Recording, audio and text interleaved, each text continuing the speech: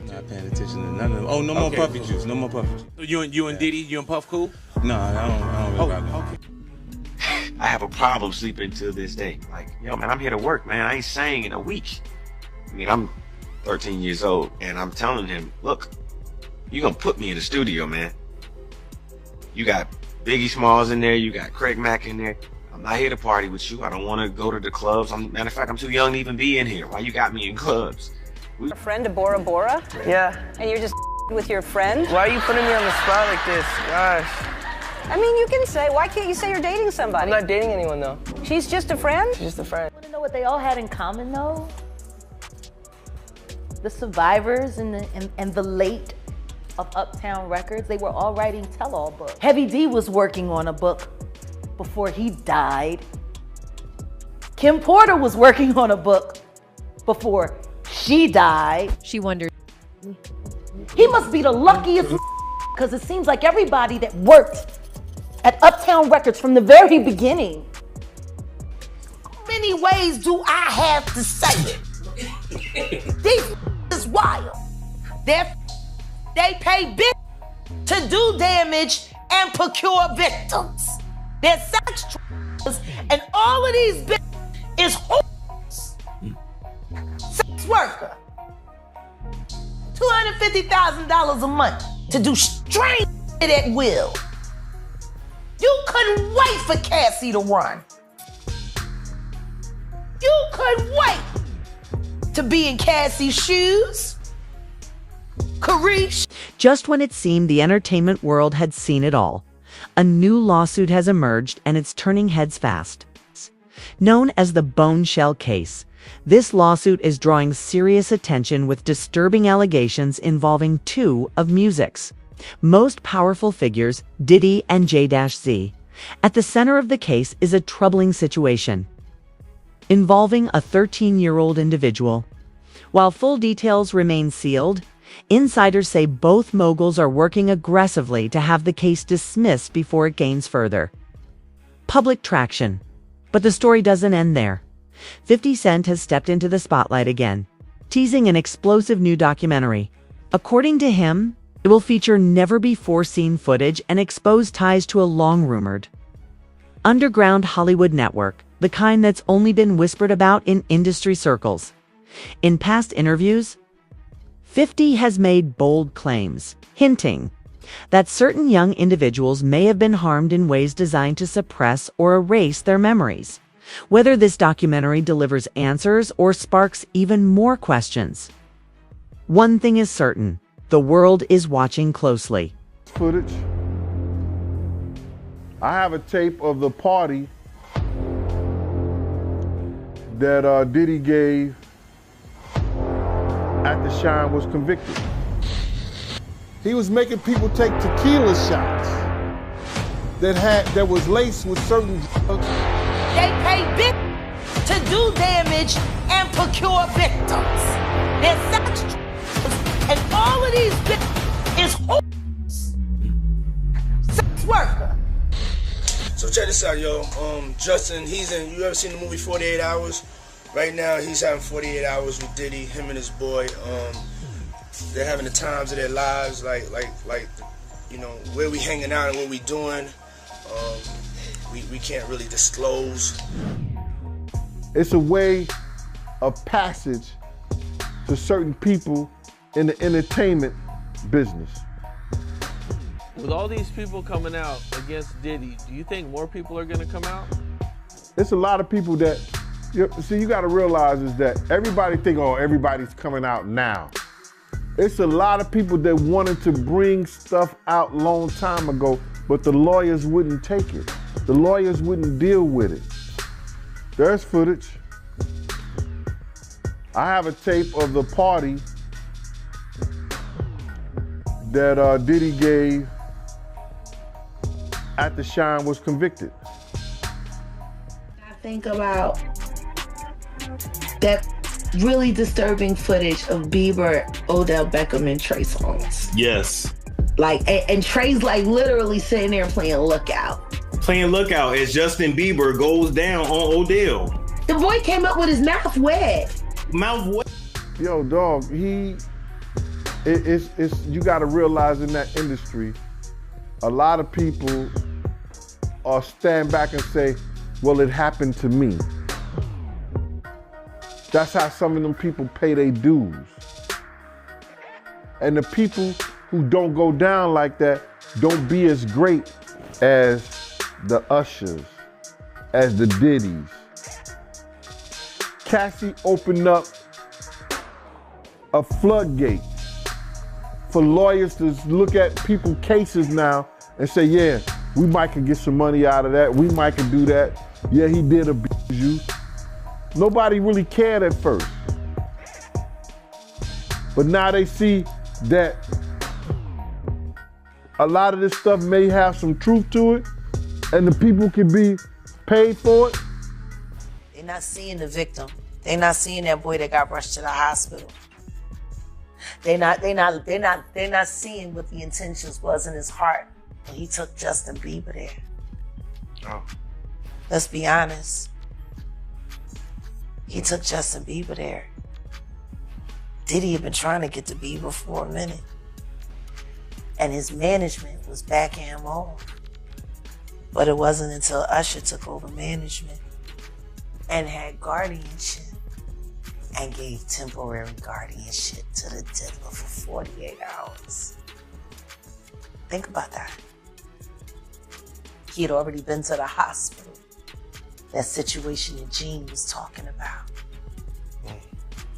And you still took Bieber there. But you got custody of him first. Diddy had already tried. They wouldn't let him. Actually, someone made reference to the fact that Diddy trying to get at Bieber the way he was trying to get at Bieber was looking a little predatory. And then Usher came in and discovered it and managed him and got custody of him and promised to look after him. And then he sent him to the diddler. Does that sound like a good guy? It's horrible. It's horrible. Does that sound like a good guy? Now that we know what Diddy's really like. What kind of fucking asshole do you gotta be to take another boy, another talented boy, and put him in your place so it ain't gotta be you no more? Because that's what pedophiles do. They get victims, and then once they get to a certain age and they get too old for them to enjoy them, they send them out to go get other young kids. Now, if Usher is a procurer, and if Usher knew what was going to happen to any of those young children that he took to the Flavor Freak off, is he a good guy? Especially considering what happened to him. Especially considering that he sat Howard Stern, and Howard Stern said, would you send your kids to Puffy's Flavor Camp? And his immediate response was, hell no! As the investigation digs deeper, more high-profile names are being pulled into the conversation, including Beyoncé, Jay-Z, Usher, and even individuals with known legal troubles like R. Kelly and Danny Masterson. Reports suggest these figures may be connected in varying degrees to a broader network of disturbing controversies. One particularly sensitive claim centers around Usher and his early mentorship of a young Justin Bieber. Sources allege that Usher played a key role in introducing Bieber to Diddy. During the early days of his rise to fame, what's raising eyebrows now is a claim that Diddy was briefly granted legal guardianship over 13-year-old Justin for a 48-hour period. It's a decision that, in hindsight, many find deeply unsettling. Usher himself is rumored to have faced similar pressures as a teen in the entertainment world. And some now speculate whether his involvement was an act of protection or a quiet retreat from Diddy's growing influence. While much remains unclear, these revelations have only added to the mounting speculation about just how deep and complex these industry connections truly are. You know? Yeah, it's like exactly. I'm digging it, Robert. Yeah. No, I mean, he's I mean, to a lot of us, he's like a little brother. You know what I'm saying? He's not afraid to call and ask for advice. He's somebody that, in the industry-wise, the record industry is a strong family. And he's somebody that, you know, we definitely have our arms around and we want to protect him because he's such genuinely a nice person besides his talent. You know what I'm saying? He's one of the greatest kids that you could ever know. Justin,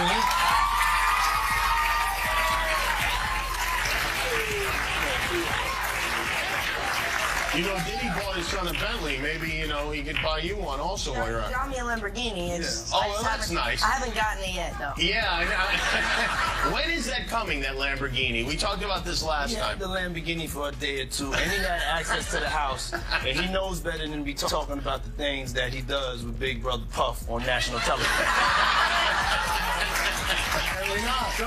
Jay-Z and Diddy and a teenager, 13-year-old. Right. And we were speaking about just the statement. Right. The statement you were saying you felt like that was calculated. That was, yeah, that the statement is something from, you can tell it's written by a lawyer. There's a point where it kind of gets aggressive. He says, like, you're going to find out, like how I'll handle this. Like, and that's an attorney want to be combative with another attorney. That's not like a publicist would say. Right.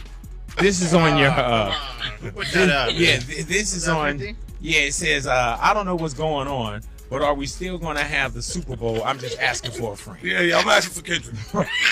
You know, I'm just trying to figure out if we're still doing everything the way. Because, look, they will fall back. Like the NFL, they won't necessarily be associated. Right. Why do you not insert yourself, but you're on top of every topic, right? Yeah.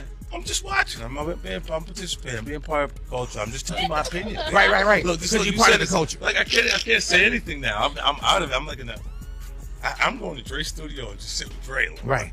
And then Usher has previously opened up about the intense pressures he faced as a young artist under Diddy's mentorship. And his words now carry even more weight in light of recent allegations. In a past interview, Usher admitted, "I was on a path of self-destruction, for sure, to 100%.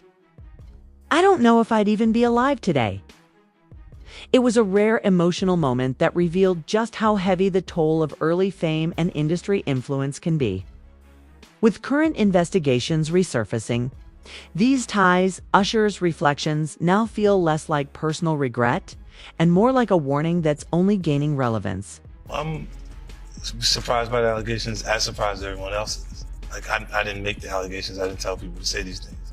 It comes out, I see it in the news like everyone else. But I did feel uncomfortable with the way you represent the idea of going to these projects. To come party with me. Yeah. And then that swayed me away from it. Just that alone. So you didn't realize the... As much stuff was coming. Like, when I seen today, it was allegations of 3 men that said he drugged them. And it's a long time, to be honest with you. Like, when people don't remember being violated for 20 years, it makes me feel a little hard. What are your thoughts on the allegations against Jay-Z? That was interesting. When I was saying things, not knowing exactly what I was saying. I was going, where's Jay at? He's mad quiet. Like, while the Puffy thing was going on. But it's obvious now that his team was being made aware that he was in those allegations also. You know, so I hope it works out, because with his family, the things that go on internally. Questions. You're not worried that it comes back your way? Like, people dig up your past and try to pull stuff up? I don't have that shit in my past. Everybody got a little bit. I took a pill. But it was for me to perform that. For her to remember, buddy. I didn't fucking give her a drink so she forget what the fuck happened. What the fuck is going on here, bro? Yes, I took the drink. I gave me the fucking drug to perform. So she can remember and possibly love me for that. Did it work? What the fuck? Yo, bro, look, I'm doing pretty good. You know what I mean? Like, but I'm just saying, you said it's the opposite of normal shit that we're talking about, bro. That is why. Well, I don't know why it's so hard for people so to for people to feel like you would have something, or you would have reserved energy because you feel like you was doing it too. Then this is people that are looking on separation between their hardships or their the things that they got going on that would be issues, and what a celebrity's issues would be. Wait, what is So that? they think all celebrities are doing the same thing. Yeah. Right, and when you see, if I wasn't saying anything, guess what? You could safely say that a person on the outskirts that is not involved in hip-hop culture could think that everybody in hip-hop culture. In a candid moment on The Howard Stern Show, Usher opened up about a period in his life that continues to raise serious questions. He recalled living with Diddy as a teenager and being exposed to an adult lifestyle at just 13 years old. According to Usher, this included attending exclusive parties and nightclubs, places far beyond what most would consider appropriate for someone his age. While he didn't go into full detail, the glimpse he gave was enough to reignite concern about the environment he was placed in during those formative years. Listeners were left asking, how was this allowed to happen? Were there any safeguards in place to protect a young artist navigating fame so early? Usher's reflections have added another layer to the growing conversation about mentorship, power, and the responsibilities that come with guiding young talent in the entertainment world. He's telling me how awesome I am at all times, you know, and like, I just want people to understand like the psychology behind why I potentially could have problems in my life. So yeah, thank you for being here and helping me tell that story. But yeah, just protecting those moments because people take for granted encounters, and I just want to protect her, you know? I don't want her to go through anything I went through. I don't wish that upon anybody. Yeah, if she ever needs me, I'm just a call away. Do you realize how important this story is? Every time I have a conversation with someone who's been through this unique type of experience, I'm searching for some kind of truth that can help. I commend you for going there and asking the tough questions and the things that people don't want to talk about, and they don't want to go there because it's revealing, and I want people to take a look at my story and hopefully. I don't want to talk about what they confided in me, but it's a lot of stuff that has been going on, and like there's tapes that are running around with women. There's tapes that is running around with women, and they want to get a hold of those tapes so they could bring them, you know, to the lawyers. And those tapes do exist, but it's going to be hard for them to get because a lot of people don't want them to know that they was in those tapes and they was a part of it. That is over the edge.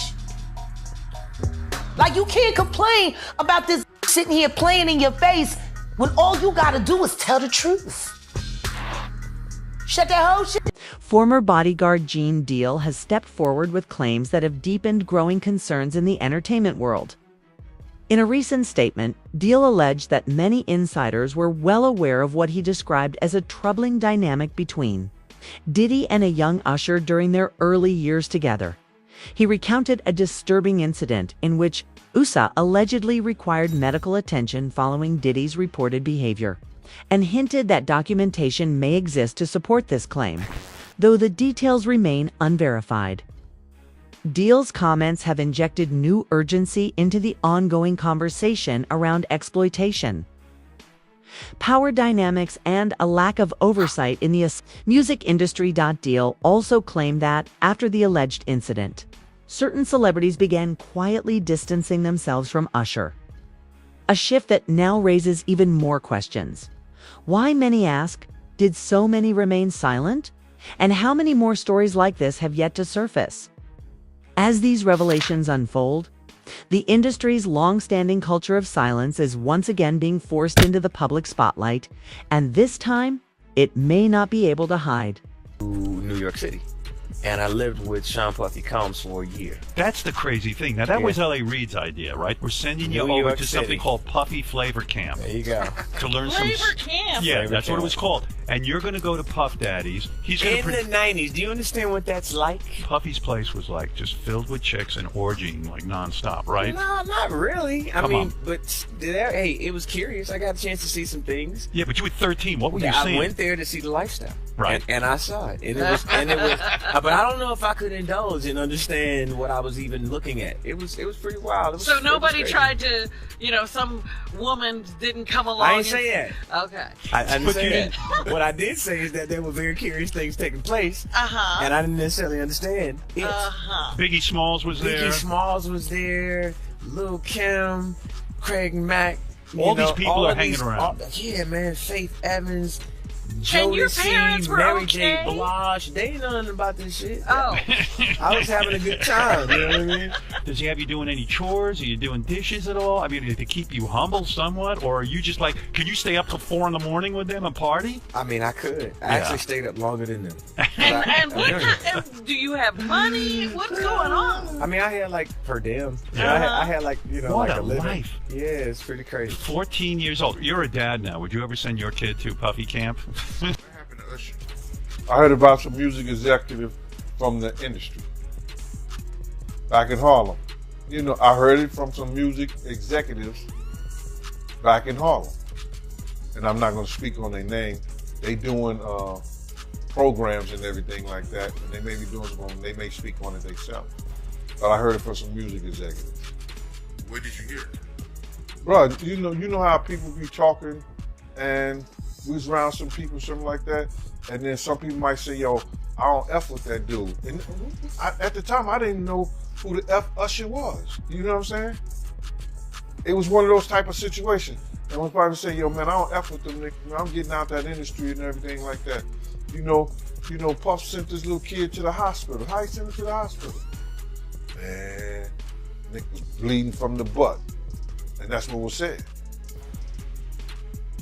But I didn't even have a name for the kid at the time. Then you heard, and that's what happened. But how dare you say a man that groomed you, you gonna give him a pass? Bruh, I know. Let me refrain you on something. Remember Usher? We was at the Swiss Hotel. Puff had Kim in the room. Had one of Keith Sweat's baby mothers in the big room outside the master bedroom. He came outside in his robe. She gave him a fellatio right there. His back was turned to me. She gave him a fellatio. You knocked on the door. I came and opened the door for you. Puff went in the room. You came in the room and kissed that girl dead in her mouth. Now I'm telling that because you taking up for somebody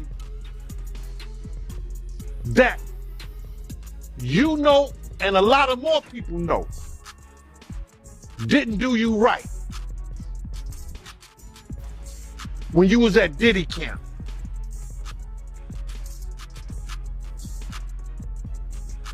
Y'all put it together. And what you mean by Diddy count? Remember? He was on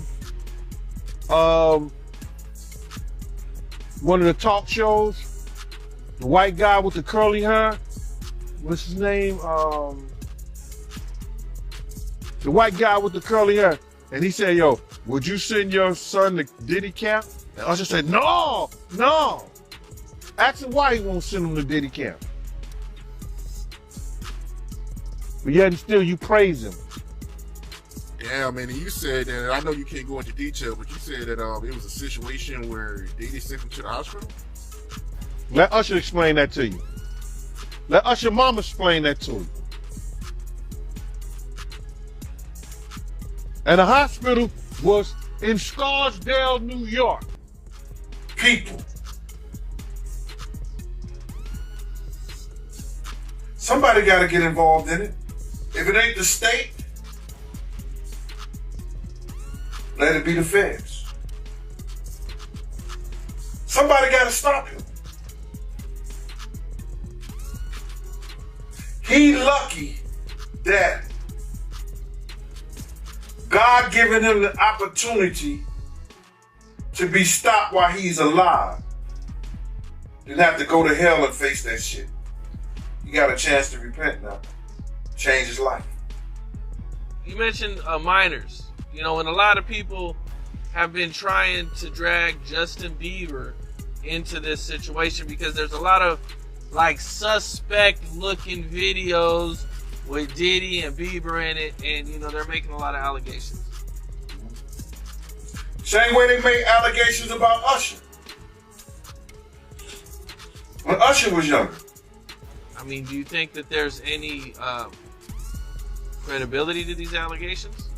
When there's smoke, there's fire. Why would Diddy be tapping his kid in his chest to see if he wired? And asking him, are you wired? Why would he be confronting that kid? Why would Justin Bieber make a song about, what is it? I got smashed at a Diddy party or something like that? Why? There's reasons behind all this. So, where there's smoke, there's fire, Cam. I wouldn't put it past him. Yeah, Justin, he's been real quiet about this. I mean, I think like a lot of the other celebrities. I was reading some, Cam, and the kid said after he went to Diddy camp, he started using drugs so heavy and was smashed every day.